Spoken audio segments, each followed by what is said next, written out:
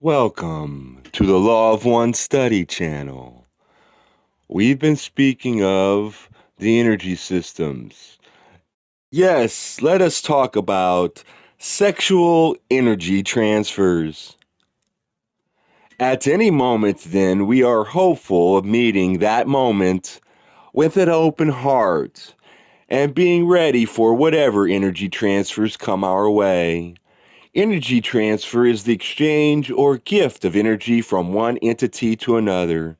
Positive transfers are felt as gifts of love. Negative transfers are felt as gifts of negative emotions and states of being such as anger, hatred, and prejudice. Don asks those of Ra, could you tell me of the number of possible energy transfers between two or more mind-body-spirit complexes? Is it very large, or are there few? I am Ra. The number is infinite, for is not each mind-body-spirit complex unique? Two things worth looking at about energy transfers: how hard they are when we begin and why, and how higher chakra energy exchanges differ. Those of Ra say, after the veiling process, it became infinitely more difficult to achieve green ray energy transfer due to the great areas of mystery and unknowing concerning the body complex and its manifestations. However, also due to the great shadowing of the manifestations of the body from the conscious mind complex. When such energy transfer was produced, it was likelier to provide catalysts which caused a bonding of self with other self in a properly polarized configuration. From this point, it was far more likely that higher energy transfers would be sought by this mated pair of mind-body-spirit complexes, thus allowing the Creator to know itself with great beauty, solemnity, and wonder. Intelligent infinity having been reached by this sacramental use of this function of the body. Each mind-body-spirit complex of the mated pair gained greatly in polarization and in ability to serve. Questioner, with respect to the green, blue, indigo transfers of energy, how would the mechanism for these transfers differ from the orange ray mechanism in making them possible or setting the groundwork for them? I am Ra, the great key to blue, indigo, and finally, that great capital of the column of energy transfer, violet energy transfers, is the metaphysical bond or distortion which has the name among your peoples of unconditional love. In the Blu-ray energy transfer, the quality of this love is refined in the fire of honest communication and clarity. This normally takes a substantial portion of your space-time to accomplish, although there are instances of mating so well refined in previous incarnations and so well remembered that the Blu-ray may be penetrated at once. This energy transfer is of great benefit to the seeker in that all communication from the seeker is thereby refined, and the eyes of honesty and clarity look upon a new world. Such is the nature of Blu-ray energy, and such is one mechanism of potentiating and crystallizing it. As we approach indigo ray transfer, we find ourselves in a shadowland. We cannot give you information straight out or plain, for this is seen by us to be an infringement. We cannot speak at all of violet ray transfer, as we do not, again, desire to break the law of confusion. The green ray of the heart being open, there is power to the blue ray to refine that love with wisdom, and to the indigo ray, if blue stays open, for the sacred and lovely gifts of spirit. Don asks those of Ra, could you define this statement? Energy transfer between two mind-body spirit complexes. I am Ra. We shall give two examples. In the first energy transfer of which we would speak, each begins with some sense of the self as creator, or in some way the magical personality being invoked. This may be consciously or unconsciously done. The transfer is subtle, and each transfer unique in what is offered and what is accepted. At this point, we may note that this is the cause for the infinite array of possible energy transfers. The second energy transfer of which we would speak is the sexual energy transfer. This takes place upon a non-magical level by all those entities which vibrate green ray active. It is possible, as in the case of this instrument which dedicates itself to the service of the one infinite creator, to further refine this energy transfer. When the other self also dedicates itself in service to the one infinite creator, the transfer is doubled. Then the amount of energy transferred is dependent only upon the amount of polarized sexual energy created and released. There are refinements from this point onward leading to the realm of the high sexual magic. Ra also speak of sexual magic here. The energy transfer occurs in one releasing of the potential difference. This does not leap between green and green energy centers, but is the sharing of the energies of each from red ray upwards. In this context, it may be seen to be at its most efficient when both entities have orgasm simultaneously. However, it functions as transfer if either has the orgasm, and indeed, in the case of the physically expressed love between a mated pair which does not have the conclusion you call orgasm, there is nonetheless a considerable amount of energy transfer due to the potential difference which has been raised as long as both entities are aware of this potential and release its strength to each other by desire of the will in a mental or mind complex dedication. You may see this practice as being used to generate energy transfers in some of your practices of tantric yoga. It is important to note that the sexual energy transfer can take place safely in the non-magical state of mind, the stable, waking consciousness. Here we have an important part of ingress into magical energy and personality where it may enter safely into everyday life with care taken to select a good partner. This is a powerful asset to have.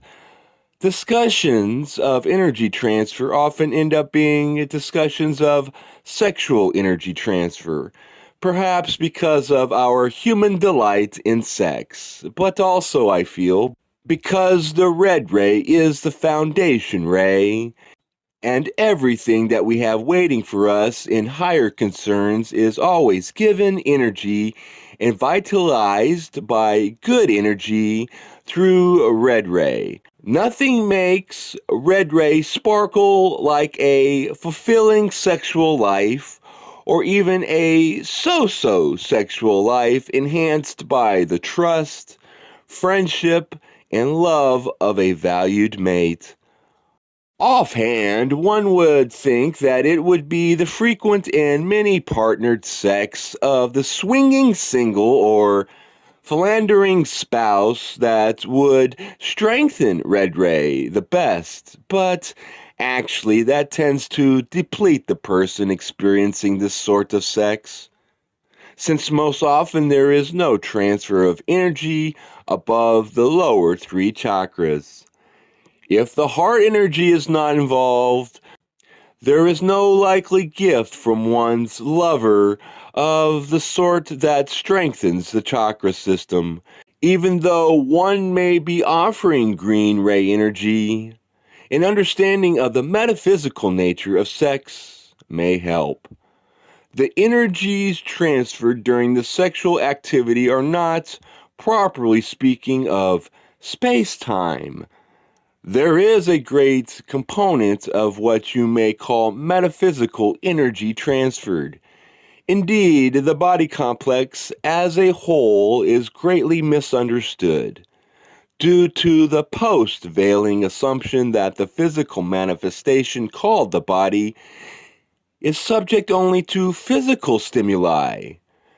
This is empathetically not so. This explains so much about the non-staying power of lust, does it not? A person going for the moment with a succession of exchangeable partners is not getting anything energetically, at least not most likely. She is rather giving his or her energy away, without finding any home for it or any gift for him or herself. This does not keep casual sex from being pleasant, it just explains the quickly vanishing remembrance of it. Compare this to the kind of bonding experiences of real romance and connection in our lives that permeate the memory with their reconnection the whole life through. When there are higher energies exchanged, we do know it, however little worldly vocabulary we may have to define or express it. In earlier creations than ours, as more central suns than ours began their experiments in making worlds in which souls could experience life, some did not have the veiling process mentioned before. When souls came into third density incarnations, they retained full memory of the information they had prior to entering the earth planes. They knew that all were one. They saw all others as part of themselves. This is nicely veiled from us in our creation. Why? In the instance of the sexual activity of those not dwelling within the veiling, each activity was a transfer. There were some transfers of strength. Most were rather attenuated in the strength of the transfer due to the lack of veiling. In the third density, entities are attempting to learn the ways of love. If it can be seen that all are one being, it becomes much more difficult for the undisciplined personality to choose one mate and thereby initiate itself into a program of service. It is much more likely that the sexual energy will be dissipated more randomly, without either great joy or great sorrow, depending from these experiences.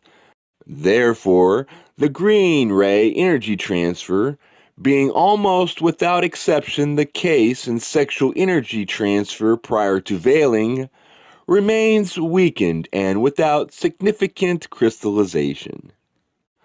Our Creator then designed this creation so that the knowledge that we all are one and are all as naturally loved by the self as is the self would be erased from our conscious minds entirely. This specifically removed the likelihood of energy transfers of a sexual nature at the green ray or above in casual sex. Why? The harvest from the previous creation was that which included the male and female mind, body, spirit. It was the intention of the original logi that entities mate with one another in any fashion which caused a greater polarization. It was determined, after observation of the process of many logi, that polarization increased manyfold if the mating were not indiscriminate. Consequently, logi thusly preserved a bias towards the mated relationship which is more characteristic of more disciplined personalities and of what you might call higher densities. The free will of each entity, however, was always paramount, and a bias only could be offered. In other words, a bias has been built into our body's energy system by the Creator towards the mated relationship. A mated relationship is work, guaranteed. But in the school of life, which is a school of love, I feel that the mate is a tremendous prize, easily capable of giving us the catalyst we need to grow more efficiently than anyone else, including ourselves. The mated relationship is a metaphysical fast track. Men, more than women, have traditionally bemoaned the wedded state as that plan which puts him to work for the rest of his life, paying for the resulting abode, children, and life that ensues for their new families.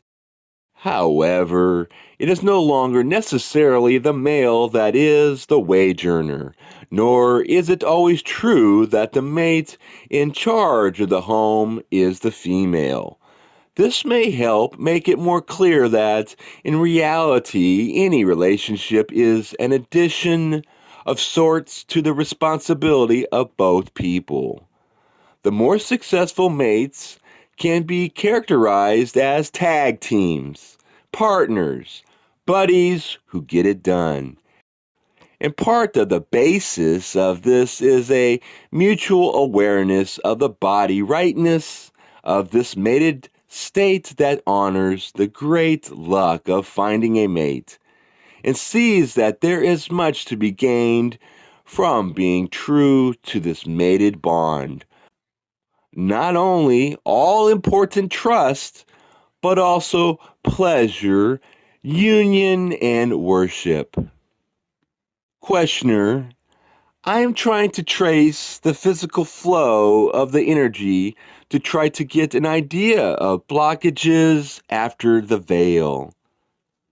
I am Ra, in such a schematic representation of the circuitry of two mind-body spirits or mind-body-spirit complexes in sexual or other energy transfers. The circuit opens always at the red or base center and moves as possible through the intervening energy centers. If baffled, it will stop at orange. If not, it shall proceed to yellow.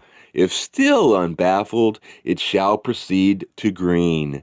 It is well to remember in the case of the mind, body, spirit that the chakras or energy centers could well be functioning without crystallization.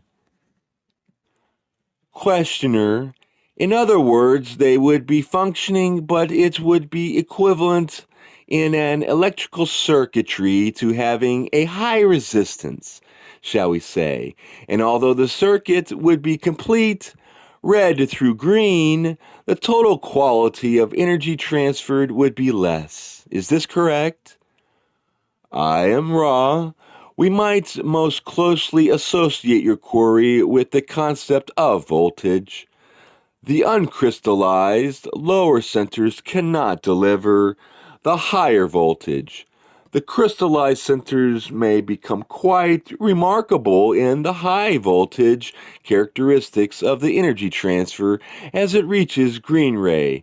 And indeed, as green ray is crystallized, this also applies to the higher energy centers until such energy transfers become an honest station for the Creator.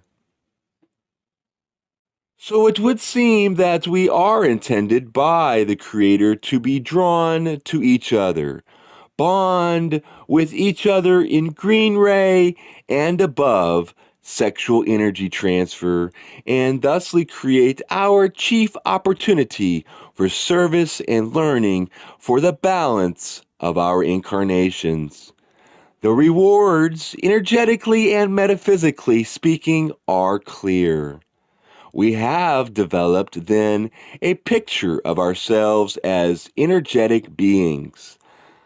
As we begin a discussion of the densities of experience, we will see that there are inner planes or inner densities, and that we have finer bodies that correspond to these inner subdensities. The mind complex has a relationship to the spirit and body complexes which is not fixed. Thus, blockages may occur betwixt spirit and mind, or body and mind, upon many different levels. We reiterate that each energy center has 7 subcolors, let us say, for convenience. Thus, spiritual mental blockages combined with mental bodily blockages may affect each of the energy centers in several differing ways. Thus, you may see a subtle nature of the balancing and evolutionary process. Inner planes research has many implications both metaphysically and in terms of bodily health of a more subtle nature. These energy centers and subcenters are at the heart of our system of being and manifestation of energy in incarnation on planet Earth, and throughout our experiences as souls and citizens of eternity. Those of Ra have one more way to look at us as creatures. They call us mind, body, spirit complexes. Questioner, would you define mind, body, and spirit separately? I am Ra. These terms are all simplistic descriptive terms which equal a complex of energy focuses. The body, as you call it, being the material of the density which you experience at a given space-time or time-space, this complex of materials being available for distortions of what you would call physical manifestation. The mind is a complex which reflects the inpourings of the spirit and the outpourings of the body complex. It contains what you know as feelings, emotions, and intellectual thoughts in its more conscious complexities. Moving further down the tree of mind, we see the intuition, which is of the nature of the mind more in contact or in tune with the total beingness complex. Moving down to the roots of mind, we find the progression of consciousness, which gradually turns from the personal to the racial memory to the cosmic influxes, and thus becomes a direct contactor of that shuttle which we call the spirit complex. This spirit complex is the channel whereby the inpourings from all of the various universal, planetary, and personal inpourings may be funneled into the roots of consciousness, and whereby consciousness may be funneled to the gateway of intelligent infinity through the balanced, intelligent energy of body and mind. You will see by this series of definitive statements that mind, body, and spirit are inextricably intertwined and cannot continue one without the other. Thus, we refer to the mind-body-spirit complex rather than attempting to deal with them separately. For the work, shall we say, that you do during your experiences is done through the interaction of these three components, not through any one. The body complex receives most of its power from the red ray, though it can be blocked in orange ray very easily and can be affected by all chakras but the violet ray center. The mind complex receives energy and energy blockage from all 6 lower centers, and the spirit works first with the indigo and violet rays, and from there back into green, blue, and indigo. All of these energy paths lie within our physical body and its finer bodies. We are beings of energy, bundles or fields of energy living in an energetic universe. We are not simple creatures, but beings of energy living in an energetic universe. When the centers of energy held within our mind-body-spirit complex are in balance, we are beings which receive, transmute, and transmit energy. As the seeker is able to regularize the thoughts, desires, actions, and words that proceed from its being, and to focus these energies in a manner that partakes of service to others towards a positive polarity, the entity is making of itself, and more specifically the energy centers or chakras of the metaphysical self, a kind of crystal that accepts the white light of the one creator and diffracts it in a balanced fashion so that each energy center lends its distinctive colorization of vibration and yields again the white light.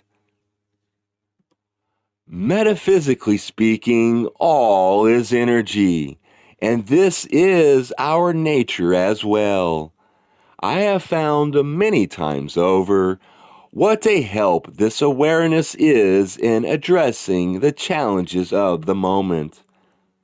This is one place where the intellectual mind can find fruitful work to do. Analyze our concern in terms of where the energy is, where it is blocked, and where we hope to take it, and we may find substantial aid.